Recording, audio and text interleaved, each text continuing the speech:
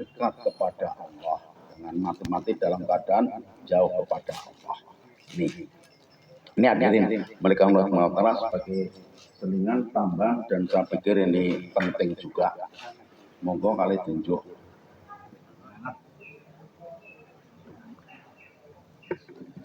Kita lanjut ayat 40 sampai 42 surat An-Nisa. Saya bacakan dulu. A'udzubillahi minasyaitonirrajim. Bismillahirrahmanirrahim. Innallaha la yadhlimu mithqala dzarrah wa in taku hasanatan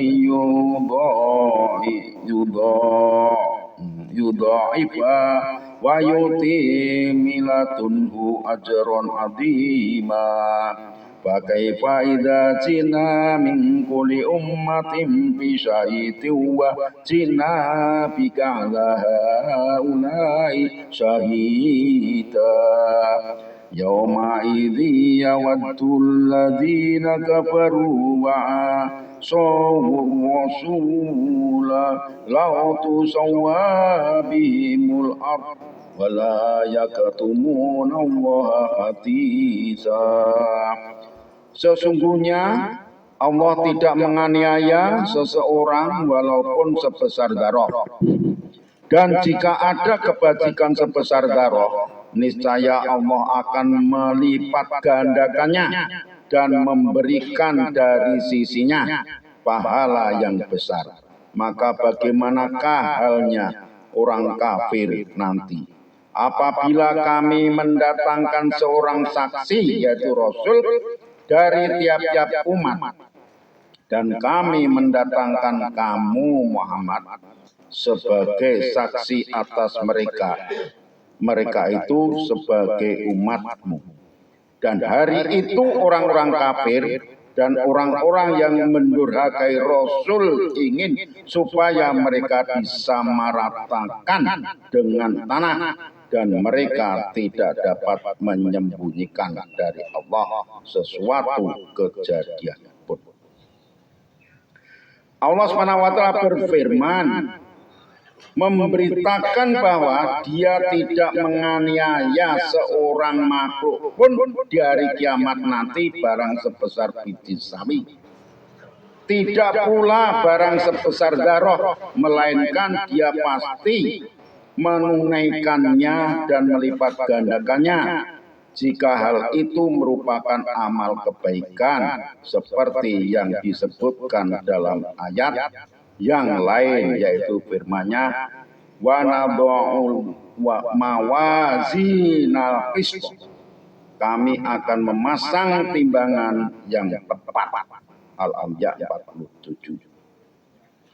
Allah SWT telah berfirman pula menceritakan perihal Luqman bahwa ia pernah mengatakan seperti yang disitir oleh firman-Nya, ya bunayya innaha intaku mithqala habbatin min khardalin fatakun fi sakhrati aw fis samawati aw fil ardi ya'ti bihallah. Hai anakku, sesungguhnya jika ada sesuatu perbuatan seberat biji sawi dan berada dalam batu atau di langit atau di dalam bumi, niscaya Allah akan mendatangkannya.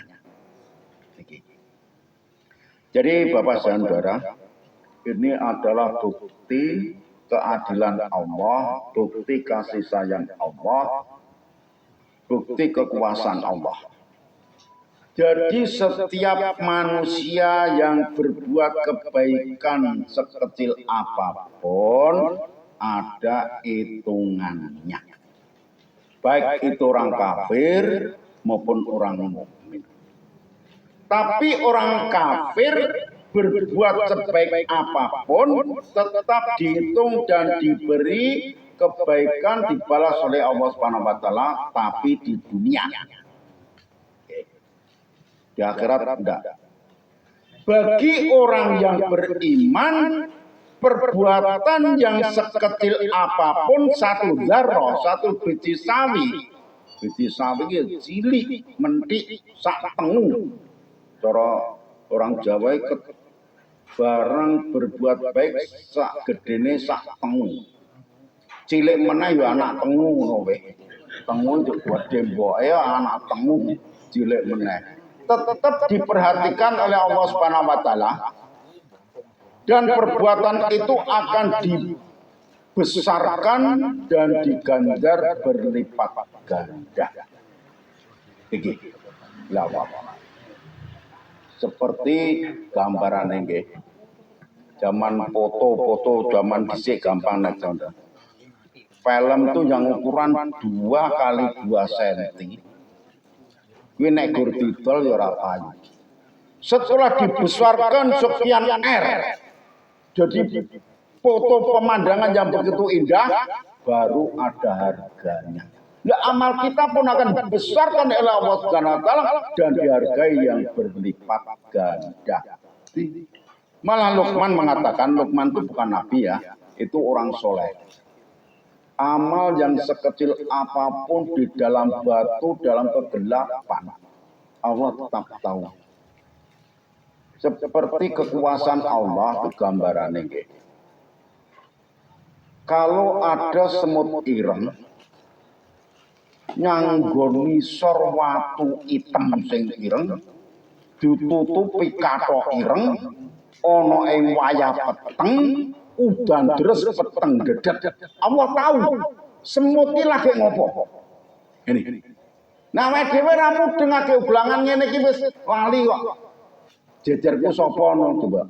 Begitu pet, lupa kanan saya siapa, kiri saya siapa. Turunya ngamben karo bojone ublangan pet yo lali. Nek bojone nyang kono gagak geraya-geraya, cetha bojone nyang kono lho. Nek nganti geraya mripat ora malah padu. Ngerti potong jajan demak-demek, mek moto. Ini, ya, engko nek Padang, ya Pak Mahendra tani Padang. Pak Sugeng keteng mbok benen. Kan ten-tenan ini. Itulah kekuasaan Allah semacam itu. Maka seperti kemarin pelajaran dari Basri itu. Orang beriman bedanya dengan orang kafir. Orang beriman itu sekecil apapun amalnya akan dilipat gandakan. Iman, contoh iman. Ora kafir, ora gagas, nek wong kafir. Sedikitnya lipat 10 kali sampai 700 kali sampai lighairi hisab tanpa hitungan. Seperti ini tadi kita baca surat Al-Fatihah, baca surat Shad sak ruku. Kata sebuah hadis, man qara'a harfan fi kitabillahi walau hasanatun wal hasanatu bi asri amsalihah la aqul alif lam mim harfun bal alifun harfun wa lam harfun wa mimun harfun. Barang siapa yang membaca salah satu huruf dalam kitab Allah, dia akan mendapatkan kebaikan. Dan setiap kebaikan akan dilipat gandakan 10 kali. Dan tidak dikatakan bahwa alif lam mim itu satu huruf, tapi alif satu huruf, lam satu huruf, mim satu huruf. Berarti membaca alif lam mim 3 huruf, pahalanya 30 kebaikan. Itu tadi Al-Fatihah tambah 1 ruku berapa kali 10. Kalau kita tuh khatam Al-Quran, menurut rekap Imam Syafi'i, kalau tidak salah, huruf dalam Al-Quran itu 1.027.000. Lah wae berang tahun kira katam-katam, tapi sudah nginjak juz ke-23. Insyaallah mau turutin kan ben ngono, ora ben salat ikhlas sanas binas ben cepat. Kita coba-coba bersama bisa mengatakan. Lah aku nek wis kapan yo mleh jago Pak Mai siap. Siap kataman. Yo kataman yo biasa. Kalau saya ngaji dulu nek Pak Kiai yang kataman bleke jago lho. Ngger orang kataman ra boleh jago. Nek gur kataman gur snack tok iki ya ora cocok. Mumpung diadoh ya. Padahal tahun-tahun kas burung katam. Tahun kas dari rong nyangan. Dan katam, bisa katam. Jadi kalau secara kebersamaan begini, sing mlebu para sing mlebu, kita baca terus, itu kabeh entuk ganjaran. Tapi yang menyatakan wis keluar gitu meneh. Tetap dapat pahala secara kebersamaan. Secara pribadi ya beda meneh. Kita lanjutkan. Dan dalam ayat yang lain Allah Subhanahu wa taala telah berfirman, Yauma idzi yasdurun nasu ashtatan liyurau a'malahum wa may ya'mal misqala dzarratin khairan yarah wa may ya'mal misqala dzarratin sarran yarah.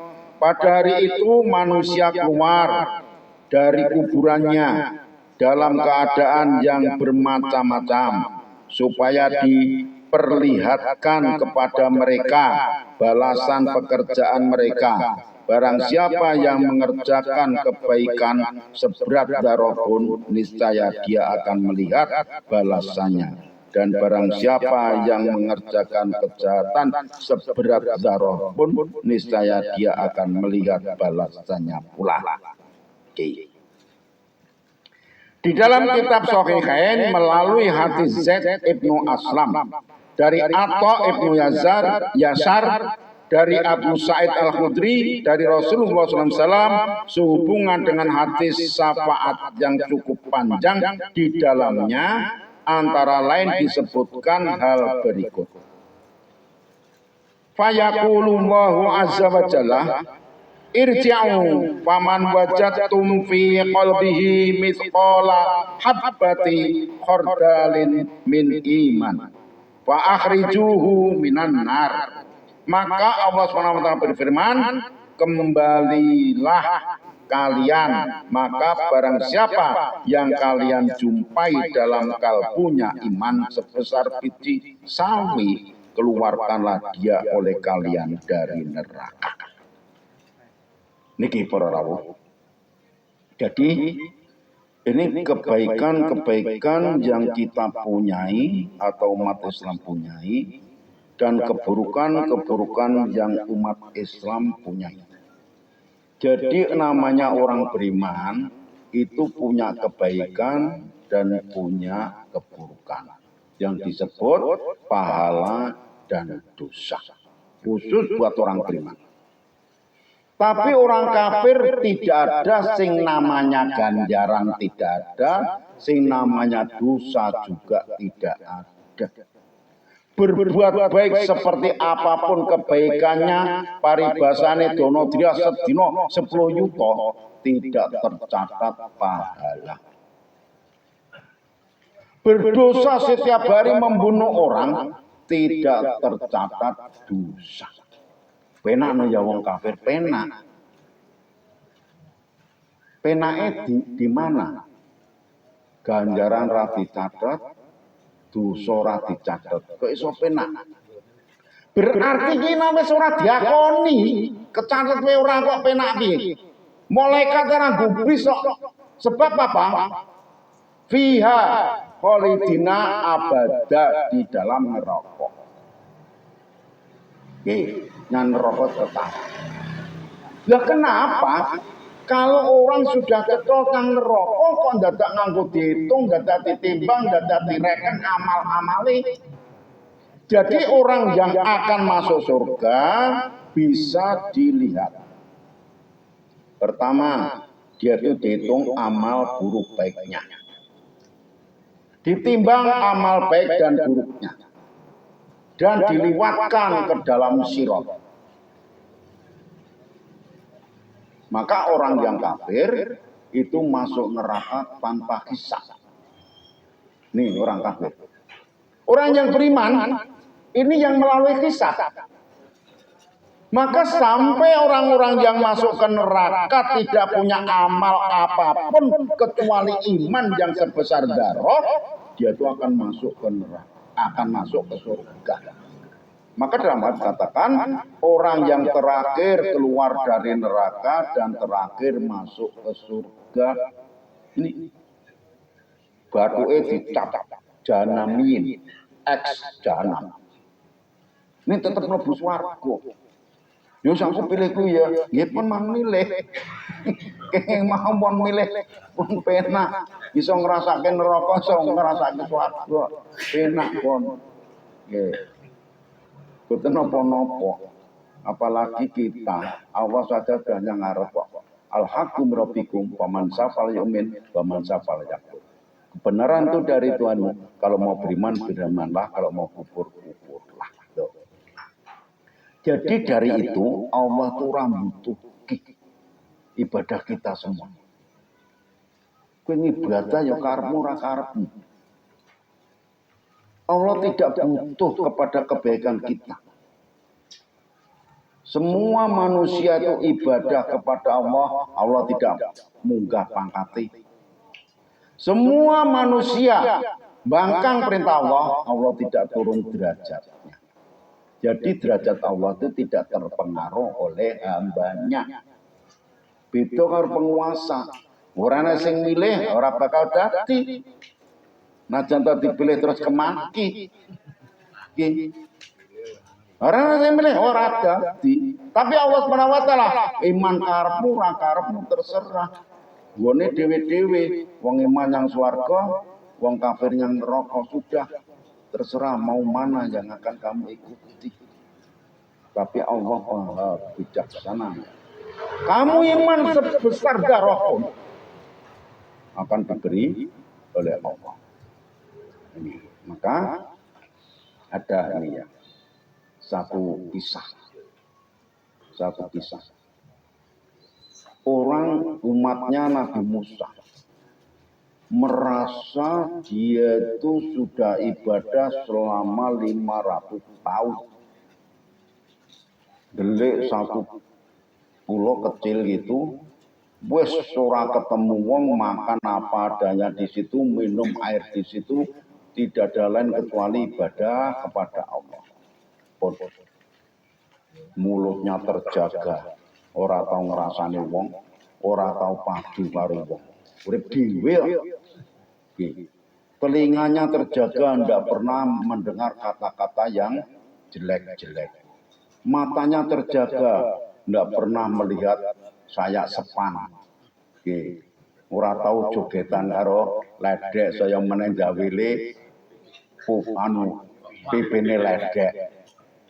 Kethek iki. Coba raya dilei.